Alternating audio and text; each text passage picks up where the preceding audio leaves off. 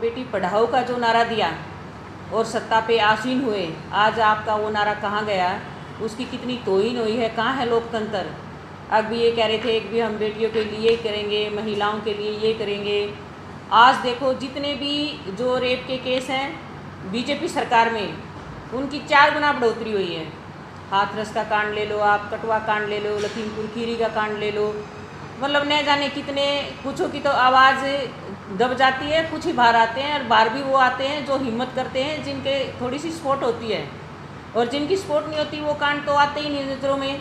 अब हम हरियाणा की बात करें तो यौन शोषण का मामला, जो संदीप अपने मंत्री जी हैं, महिला कोच ने उनके ऊपर आरोप लगाया था कि भी इन्होंने मेरा यौन शोषण किया। हमने उसके लिए प्रदर्शन किया, चंडीगढ़ भी प्रदर्शन किया, हिसार में भी प्रदर्शन किया, उस पर कोई कार्रवाई नहीं हुई।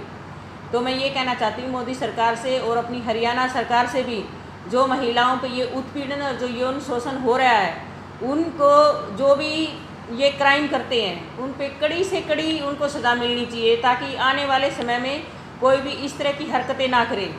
तो मैं यही कहना चाहती हूँ कि भी हमारे जो महिला पहलवान हैं उनको डरने की ज़रूरत नहीं है। चारों तरफ से पूरा वर्ल्ड उनको देख रहा है कि उनके ऊपर उनको क्या क्या यातनाएं दी जा रही हैं। आपने देखा कि कैसे खिलाड़ियों की कोई दिल्ली पुलिस टांगे खींच रही है। मैं ये पूछना चाहती हूँ, अगर उनकी बहन बेटी और मोदी जी की भी बहन बेटी होती, या देखो सबकी बहन बेटियाँ एक बराबर होती है, उनके साथ इस तरह की घिनौनी हरकत होती, क्या वो ऐसे चुपचाप देखते रहते? अभी तक उन्होंने कोई भी सवाल नहीं किया है। जो अपने ब्रजभूषण शरण जी, जिन्होंने इस तरह के घिनौने अपराध किए, जिसके ऊपर 30 से ज़्यादा केस पहले ही दर्ज हैं, टाटा भी उन पे लगी हुई है, ऐसे लोगों को तो वो टिकट देते हैं। बीजेपी के जितने भी मंत्री हैं, सब के सब मतलब करप्शन में लिप्त हैं। आधे से ज़्यादा लोगों के ऊपर मुकदमे दर्ज हैं। और मैं ये भी दरख्वास्त करती हूँ कि भी इस तरह के जिन लोगों के ऊपर मुकदमे हैं उनको टिकट देनी नहीं चाहिए, चाहे वो कोई भी सरकार हो। इससे करप्शन और ज़्यादा फैलता है।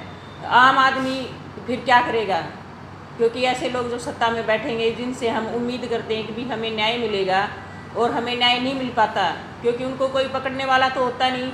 अब रामशरण ब्रजभूषण की ही बात लीजिए कि कितने दिन से उनकी गिरफ्तारी हुई, कह रहे हैं कोर्ट में केस चला गया, कोर्ट कार्रवाई करेगी। अरे जो ऊपर जो हमारी हाईकमान बैठे हैं, सेंटर की सरकार है, उन्हें भी तो सोचना चाहिए लड़कियों के बारे में।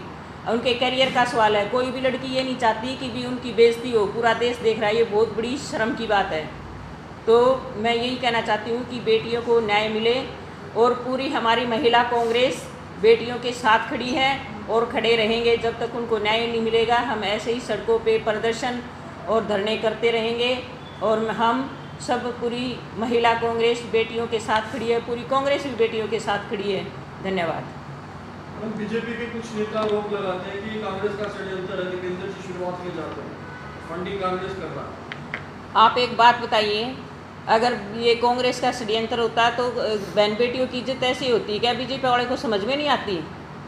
क्यों करेंगे वो इस तरह की हरकतें? बेटियों को कोई अपने सरेआम मैदान में बिठा के उनकी इज्जत कोई ऐसे वो करेगा क्या सरेआम नीलाम? ये तो बीजेपी वालों का ही षड्यंत्र है, क्योंकि इन्हीं का नारा था बेटी बचाओ। हमें पता नहीं था उस टाइम पे अभी बीजेपी वालों से हमें बेटी बचानी है। ये बहुत सरासर गलत है। गिरफ्तारी जरूर होगी, क्योंकि हम सब लगे हुए हैं और गिरफ्तार करवा के ही छोड़ेंगे। आम जन के साथ पोस्को हो जाता है, मगर आज पोस्को को कहीं दूर दूर तक नहीं देखा जाता, कोई कार्रवाई नहीं होगी। पोस्को की बात है, इसीलिए तो बेटा ये कॉन्फ्रेंस वगैरह चल रही है, पूरे देश में आंदोलन चला हुआ है कि पोस्को एक्ट जो है ये किस लिए है। FIR दर्ज होगी तो बाद में इसके ऊपर चलता है, मुकदमा चलता है, उसको गिरफ्तार करो, लेकिन गिरफ्तारी नहीं हो रही। इसीलिए तो ये रोला पड़ रहा है सारा कि भाई गिरफ्तारी नहीं हो रही। बीजेपी सरकार ब्रजभूषण को बचाने के लिए हर हथकंडा अपना रही है। ऐसा क्या हो गया कि ब्रजभूषण जब 8 लड़कियों, अब पहले कह रहे थे गवाह नहीं है, अब गवाह भी आ गए, 8 गवाह आए हुए हैं, लेकिन उसके बाद भी ब्रजभूषण शरण के ऊपर कोई कार्रवाई नहीं हो रही। लेकिन महिला कांग्रेस बेटियों के, पहलवान बेटियों के साथ एकजुट खड़ी है, और जब तक उनको न्याय नहीं मिलेगा हम कंधे से कंधा मिलाकर उनका साथ देंगे। कांग्रेस सड़कों पर भी आएगी, बिल्कुल आएगी सड़कों पे। अब गांव में भी मैसेज पहुंच चुके हैं, महिलाएं जागरूक हो चुकी हैं, उनके पास भी उनकी बेटियां भी हैं जो खिलाड़ी हैं। अब उनको भी डर है कि भाई हमारी बेटियों के साथ भी ऐसा ना हो। तो ये बड़े दुख की बात है, हमारी पहलवान बेटियां जो देश की आन बान शान है, जिन्होंने विदेशों में तिरंगा लहराया है, आज वो बेटियां सड़कों पर बैठी हैं। मोदी जी उनको घर बुलाकर बोलते थे कि विनेश दिनेश आप मेरे घर की बेटी हैं, लेकिन घर की बेटी ये सब जुमले हैं मोदी जी के। अगर घर की बेटी ऐसी होती तो ऐसा कभी नहीं होता। 10 कदम की दूरी पर प्रधानमंत्री जी बैठे हैं, वहाँ पर जाकर एक बार भी उन्होंने जाकर बेटियों का हाल नहीं पूछा कि हमारा लोकतंत्र बिल्कुल खत्म हो चुका है, लोकतंत्र नाम की कोई चीज़ नहीं है।